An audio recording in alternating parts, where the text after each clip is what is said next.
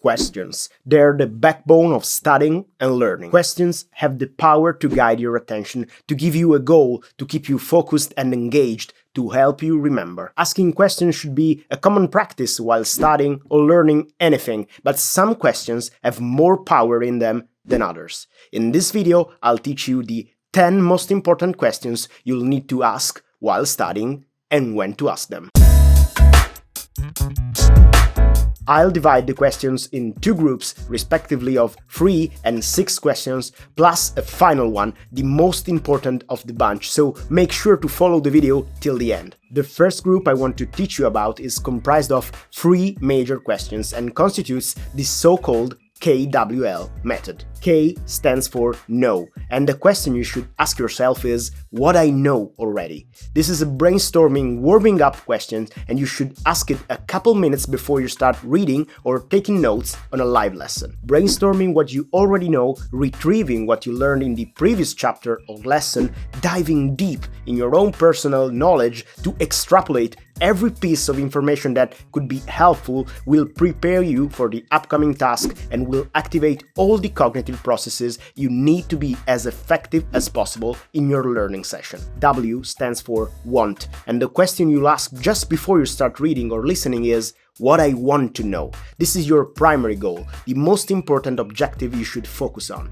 This goal should be as precise as possible, and I'll tell you how to define it in a minute, so bear with me here. For now, just remember that having a clear goal in mind transforms the way in which your brain learns. Vagueness leads to distraction, superficiality, and procrastination. L stands for learn, and the third and final question of the KWL method is what I learned. You should ask it after your reading or note-taking session is over and is meant to be a moment of reflection to help your brain prioritize the information you just acquired and store them in your memory. You can answer the KWL questions in written form, compiling a worksheet, or just in your mind. The second group of questions basically should be interpreted as an expansion of the W of the KWL and is the famous 5 Ws of journalism. Who, what, when, where, why, how.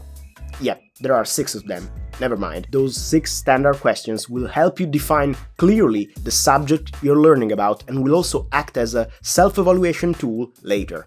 Define them before you start studying and use them after the study session to guide your repetition in the testing phase to make sure you truly remember all the important details. Of course, any standard list of questions like the 5 Ws plus an H could need a reworking if the subject you're learning about is somehow different. Don't be rigid in listing the questions, add specific questions if you need them, change them, adapt them to better fit the text you're reading or the lesson you're listening to. This list should grow and change as you proceed in your studying and you become better at what you're learning about. It's an ongoing process, not a static one. So we've covered 9 questions so far, the KWL and the 5 Ws plus an H, but I promised you another one, the 10th question, the most important one. I call it the guide question. If applied correctly, it will guide your whole studying process, one sentence at a time.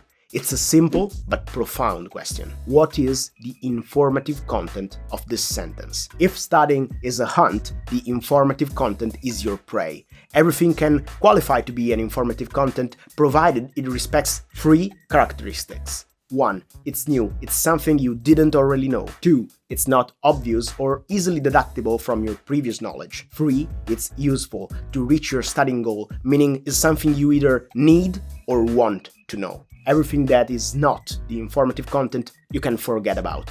Every word or concept that doesn't qualify is a waste of your learning mental energy. Learning is first on a fundamental level choosing what to learn and discard what's unnecessary. Every sentence you read or listen to should be followed in your mind by the guide question. It will help you distinguish between useful and unuseful information. It will make your studying goals simpler to achieve, the other questions easier to answer, and will keep you focused on the task at hand, eradicating distraction forever. Unleash the true power of these 10 basic questions and you'll see immediate results, in class as well as in front of your book. As always, don't forget to like, subscribe, hit the bell and share this video with all the students that could find it useful, and let me know in the comment section below how these questions are working for you. I'm ADC, and this was True Learning, with the best techniques and strategies for learning and studying effectively. We'll see each other next week, and till then, ask the right questions.